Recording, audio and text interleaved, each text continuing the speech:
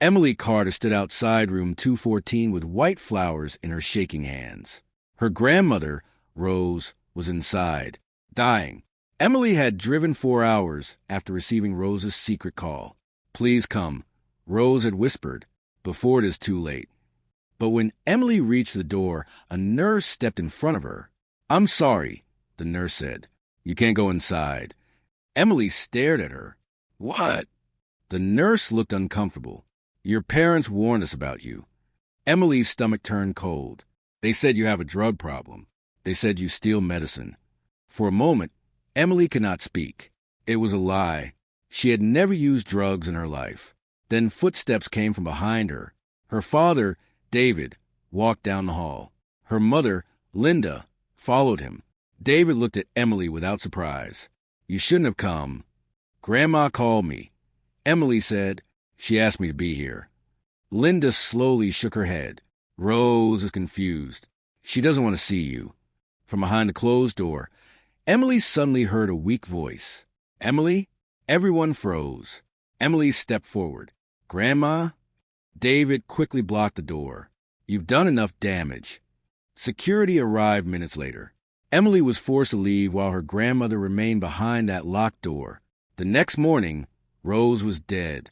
At the funeral, Emily's parents told everyone the same story. Rose had refused to see her because she was an addict. Emily stood alone while relatives whispered. That night, her phone buzzed. One new voicemail, sent at 11:47 p.m. The night Rose died. Emily pressed play. Her grandmother's weak voice filled the room. "Emily, if they told you I didn't want to see you, they lied."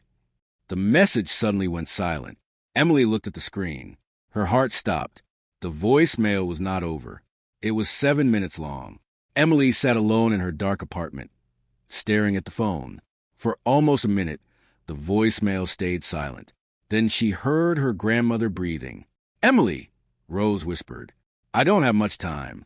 Emily turned up the volume. Rose explained that David and Linda had taken control of everything. Her phone, her visitors, even her bank account. "They told me you stopped calling," Rose said, "but I knew that was not true." Emily covered her mouth. For months, she had sent letters, flowers, and messages. Rose had received none of them. Then Rose's voice became quieter. "They want me to sign new papers." Emily sat up straight. "What papers?" she whispered. On the recording, Rose began to answer. Suddenly, a door opened in the background. Rose stopped speaking. A man's voice said, "Who are you talking to?" Emily knew that voice. Her father. The recording became unclear. Then Rose whispered one final sentence. "Find the envelope before they do." The voicemail ended. The next morning, Emily went to Rose's funeral. Relatives moved away when she entered. Her aunt stared at her. "Your mother told us everything." Emily felt every eye in the room. They believed she was an addict. They believed she had tried to steal medicine from her dying grandmother. Emily wanted to play the voicemail for everyone, but she stopped herself. Rose had mentioned an envelope. After the funeral, Emily was walking toward her car when someone called her name. It was a hospice nurse. The woman looked around before speaking. "Your grandmother asks for you every night," she said. Emily's eyes filled with tears. Then the nurse moved closer. "She left something for you." Emily's heart began to race. "An envelope?" The nurse's face changed.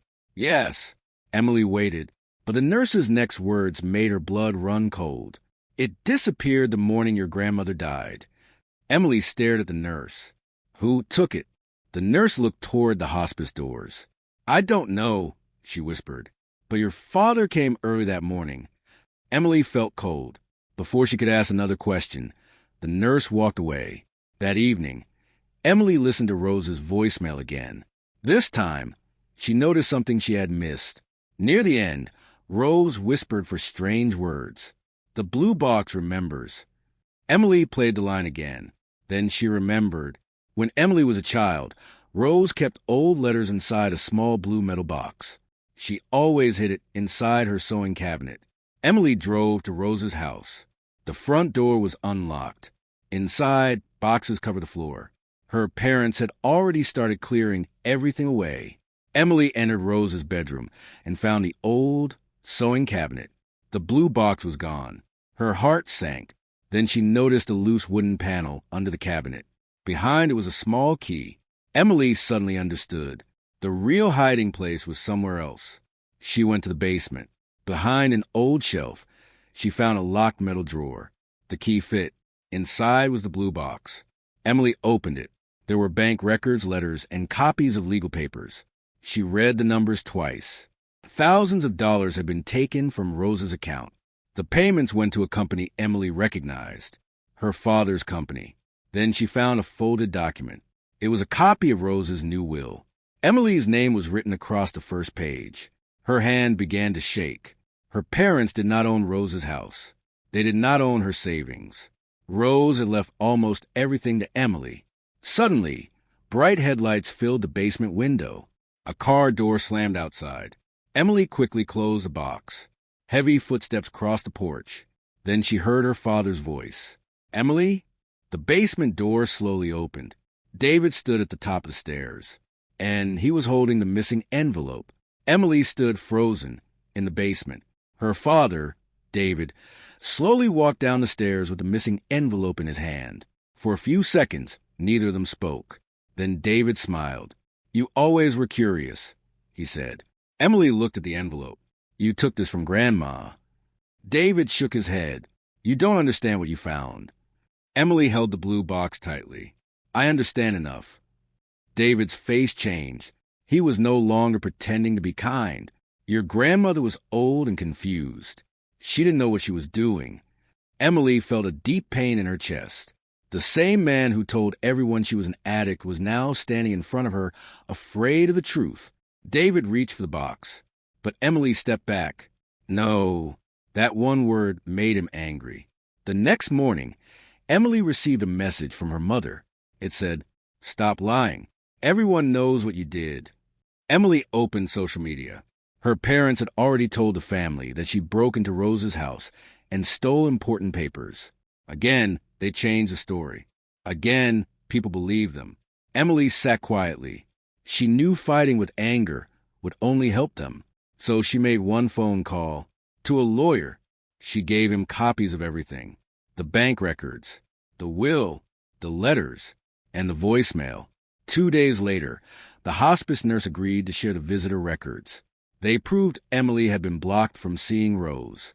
Then the lawyer found something even bigger. Rose had made another recording before she died, a recording she sent directly to him. Emily waited as the lawyer prepared to play it. Her hands shook. She already knew the truth was painful, but she also knew one thing. Rose's voice had been taken away from her once. This time, nobody would stop it.